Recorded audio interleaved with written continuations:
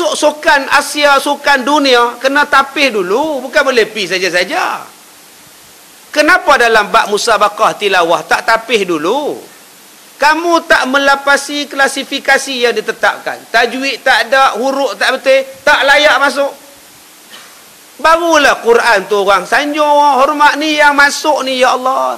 Daripada Ethiopia, daripada Chad, Bosnia. Baca merapu. Cuba ambil yang betul-betul berkualiti je. Jangan hanya bangga dengan jumlah. Oh, jumlah tahun ni 86 negara menyertai. Meningkat 10 daripada tahun lepas. Tapi yang masuk tu, peringkat sekolah rendah kita nak buat apa?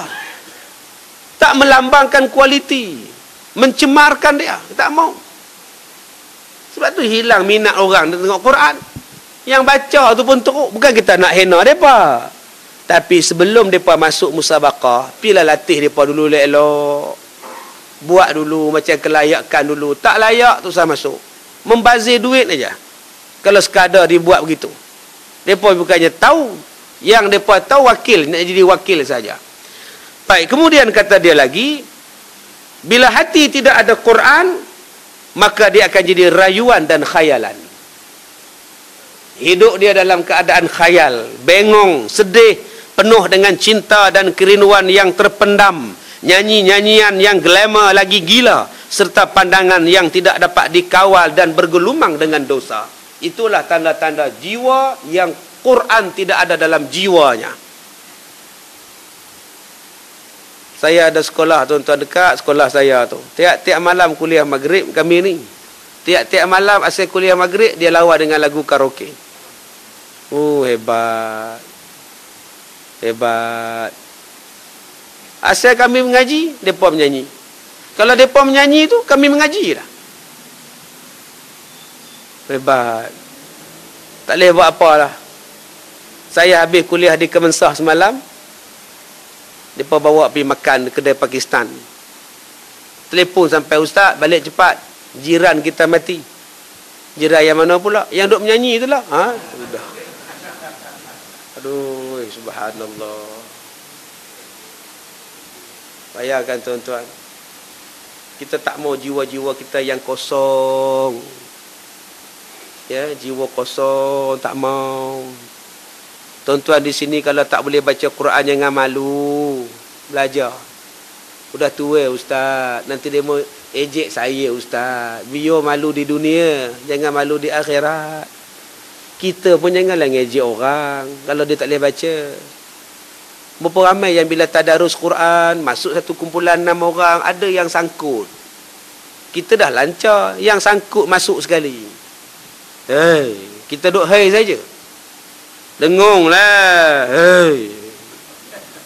Dia 2 hari duk hei, dia pun lari. Dulu masa kecil tak nak belajar, dah tua baru nak menyusah orang. Orang nak habis cepat, dapat game melekat. Akhirnya dia lari. Besok malam besok dia tak masuk dah geng kita. Dia nyusuk orang baca Quran belakang.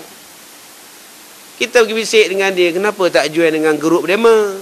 Ish. Asal aku baca salah. Asal aku baca salah. Ada je aku tak kena bila aku baca. Baik aku baca seorang-seorang. Betul semua. Elok dia baca. Memang betul lah. Dah tak ada siapa negur kamu. Jadi tuan-tuan kena bimbing. Kalau agak-agak dia tak boleh baca. Sangkut. Awala ya'lamu. Awala ya'lam. Bimbing dia. Tuan Haji, ikut saya. Awala ya'lamuna annallah. Bimbing dia. Jangan biar dia seorang-seorang. Memang sangkut lah.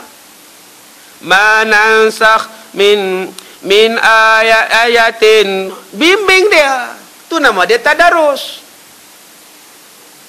Bila dia seronok dibimbing. Baik Tuan Haji, ikut saya ya. Baca pelan-pelan. Okey, ikut saya. Manansakh. Dia ikut. Min ayatin au nunsiha. Dia ikut. Lama-lama dia suka. Orang lain dapat 1 kem plekat. Tahun tu kita dapat 3. Dia bagi 2 ekstra. Nak mak aku bagi 2 kamu. Kamu ngajar aku baca Quran. Tapi kalau kita jerkah dia, dia makin lama makin lari. Itulah gunanya pembimbing dalam tadarus. InsyaAllah. Tuan-tuan yang mana belum lancar Quran, jangan takut. Baca. Jangan malu. Baca. Pelajar saya yang paling tua sekarang ni 83 tahun. Masih lagi belajar. Elok lagi 83 tuan-tuan. Datang naik kereta main mengaji. Duduk nampak ke Haji Nasyur? Nampak kata dia. Mana? Entahlah kata dia.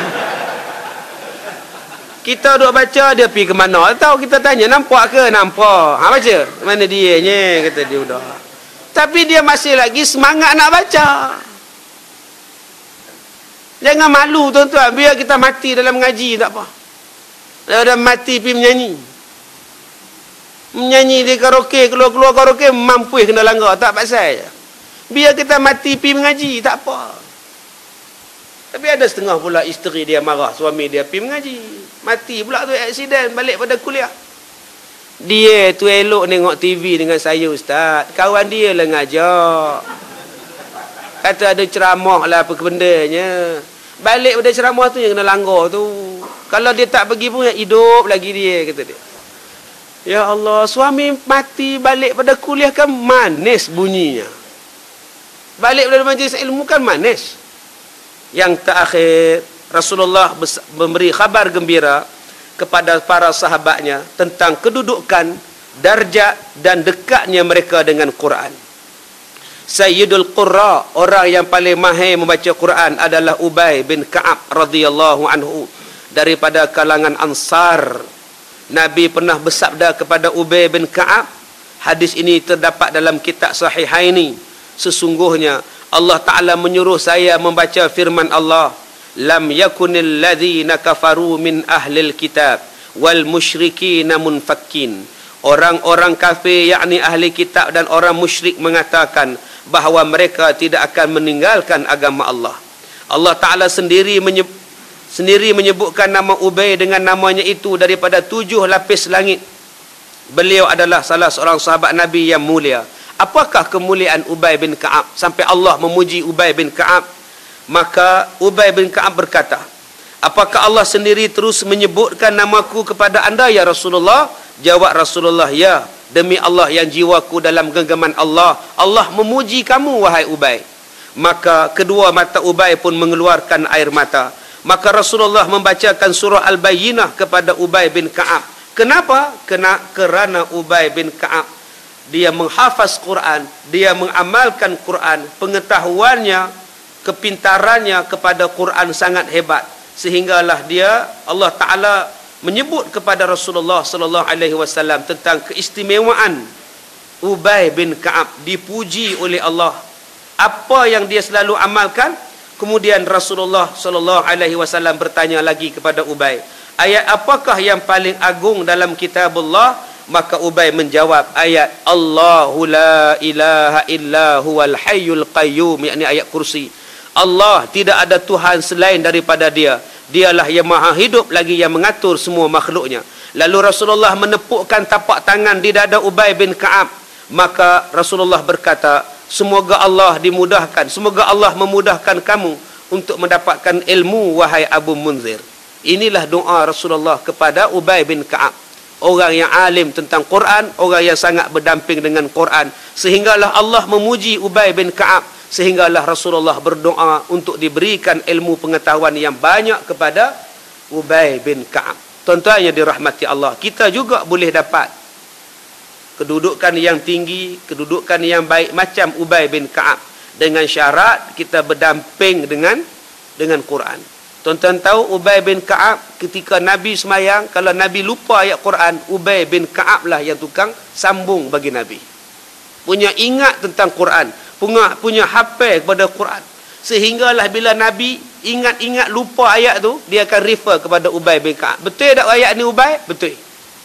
Ini dia tuan-tuan. Ni kata Ubay bin Ka'ab, salah seorang yang dipanggil sebagai Sayyidul Qurra, ketua kepada segala pembaca Quran. Suaranya merdu, ingatannya kuat, hafazannya bagus, dan dia adalah tempat Rasulullah bertanya jika Rasulullah nak menguatkan sesuatu ayat Quran. kerana kedudukan Ubay yang sangat tinggi dengan Al-Quran.